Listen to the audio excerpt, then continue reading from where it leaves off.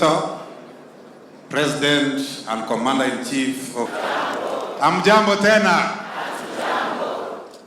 Kwa majina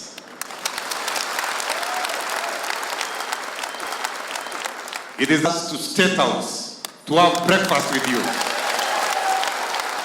Thank you very much.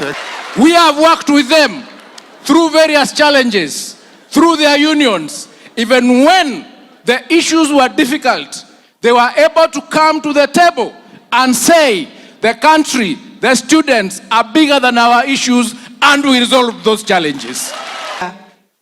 That if they are patriotic people, selfless people, people who give their all for the sake of others, it is the teachers of Kenya and the teachers of the world.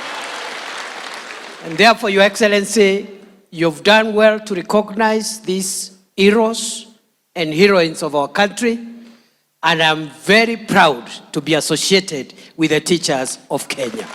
Huyu naibu wangu mnamuonaje? Ni noma si noma?